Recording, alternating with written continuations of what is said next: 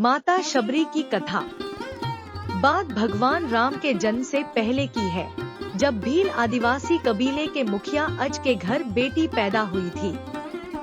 उसका एक नाम श्रवणा और दूसरा नाम शबरी रखा गया। शबरी की माँ इंदुमती उसे खूब प्यार करती थी।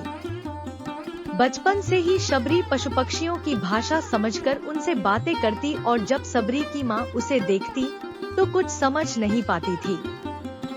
कुछ समय बाद एक पंडित ने शबरी के परिवार को बताया कि वो आगे चलकर सन्यासी बन सकती है।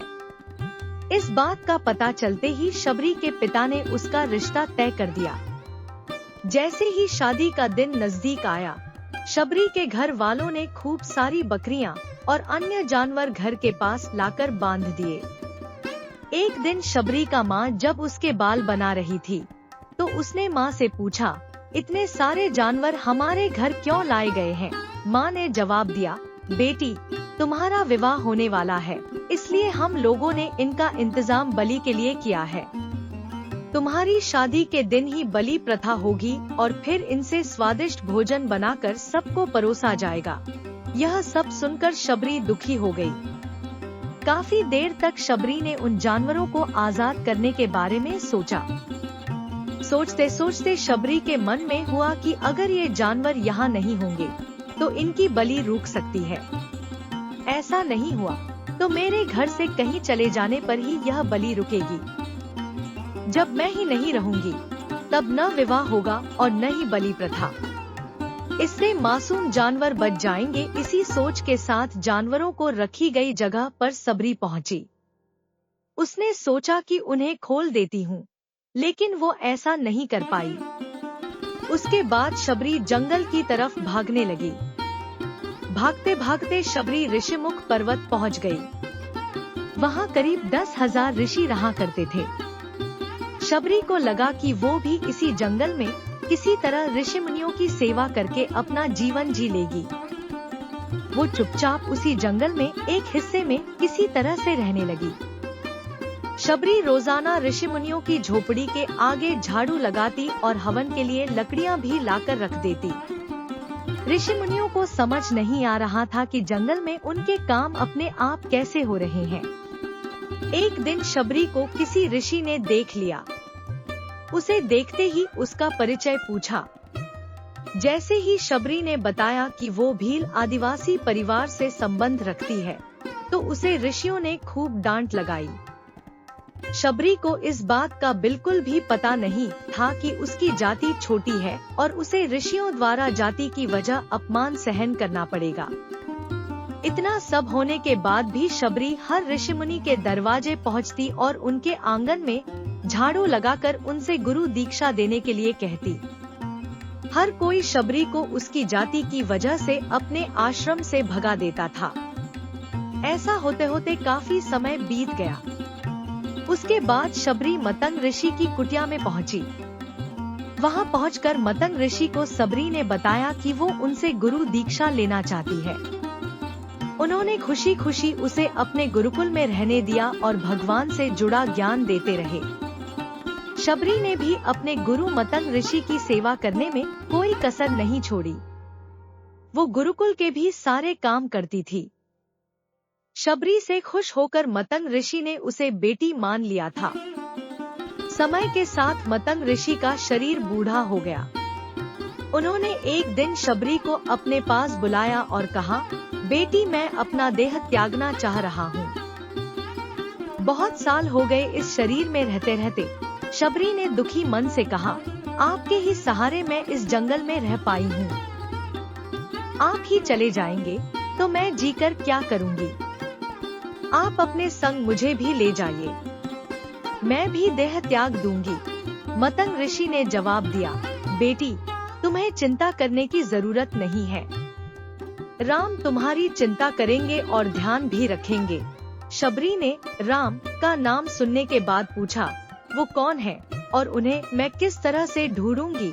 मतंग ऋषि ने बताया, राम कोई और नहीं भगवान है। वो तुम्हें सारे अच्छे कर्मों का फल देंगे। तुम्हें उन्हें ढूंढने की कोई जरूरत नहीं है। वो एक दिन खुद तुम्हें खोजते हुए इस कुटिया में आएंगे और तुम्हें उनके हाथों ही मोक्ष मिलेगा। तब तक तुम इसी आश्रम में रहो। इतना कहते ही मंतग ऋषि ने अपना शरीर त्याग दिया। शबरी के मन में मंतग ऋषि के जाने के बाद से एक ही बात थी कि भगवान राम स्वयं उससे मिलने आएंगे। वो रोज भगवान राम से मिलने के लिए बाग से अच्छे अच्छे फूल लाकर पूरा आश्रम सजाती और भगवान के लिए बेर तोड़ कर लाती। भगवान के लिए बेर चुनते हुए शबरी उन्हें चख लेती थी, ताकि भगवान वो सिर्फ मीठे बेर ही दे। रोजाना शबरी इसी तरह भगवान के दर्शन की आस में फूल और बेर इकट्ठा करती रहती थी। इसी तरह इंतजार में कई साल बीत गए। शबरी का शरीर एकदम वृद्ध हो गया। एक दिन आश्रम के पास के ही तालाब में शबरी पानी लेने के लिए गई। तभी पास के ही एक ऋषि ने उसे अछूत कहते हुए वहां से भागने के लिए कहा और एक पत्थर मार दिया। वो पत्थर जब शबरी को लगा तो उसे चोट लगी और खून बहने लगा। बहते हुए खून की एक बूंद उसी तालाब के पानी में गिर गई। तभी पूरा तालाब का पानी खून में बदल गया। ये सब होता देखकर ऋषि ने शबरी को ही डांटा और कहा कि पापीन, तुम्हारी वजह से पूरा पानी खराब हो गया। रोज ऋषि उस पानी को साफ करने के लिए अपनी कई तरह की विद्याओं का इस्तेमाल करते। कई सारे जतन करने के बाद भी कुछ नहीं हुआ। फिर उन्होंने गंगा जैसी कई पवित्र नदियों का जल भी उस तालाब में डाला। फिर भी तालाब का पानी साफ नहीं हो पाया और वो खून जैसा ही रहा।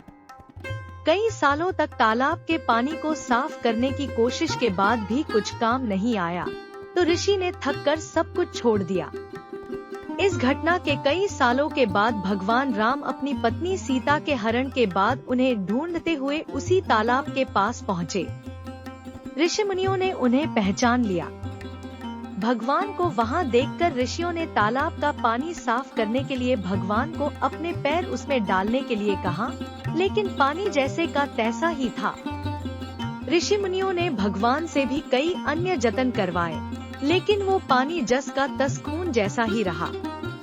तब भगवान ने ऋषियों से पानी के रक्त में बदलने की कहानी पूछी। तब ऋषि ने शबरी को पत्थर मारने वाली सारी बात बता दी। उसके बाद कहा कि वो महिला ही अपवित्र है, छोटी जात की है, इसलिए ये सब हुआ है। उसी वक्त भगवान राम ने कहा, ये सब आप लोगों के खराब वचनों से हुआ है।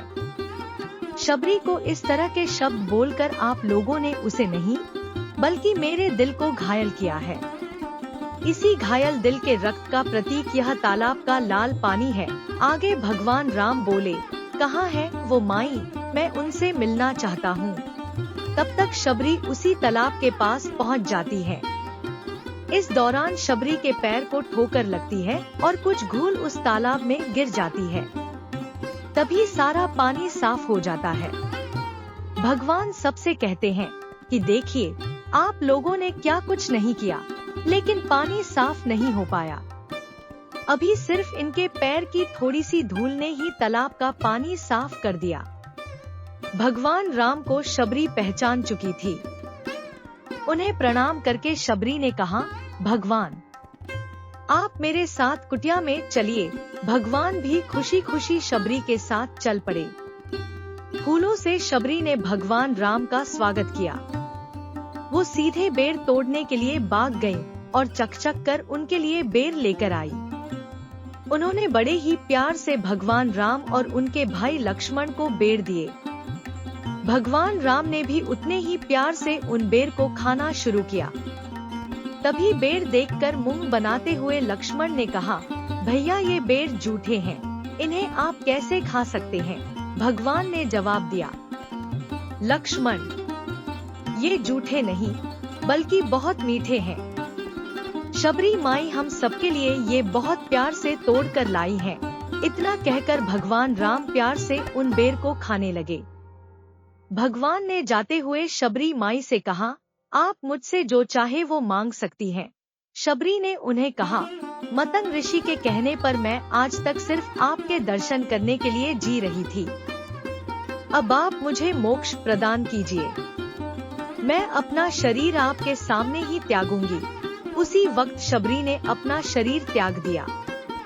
भगवान राम ने अपने हाथों से उनका अंतिम संस्कार किया और सीता माँ की खोज में आगे बढ़ गए। इस तरह से ऋषि मतंग की बात सच साबित हुई और शबरी को भगवान राम के दर्शन भी हुए।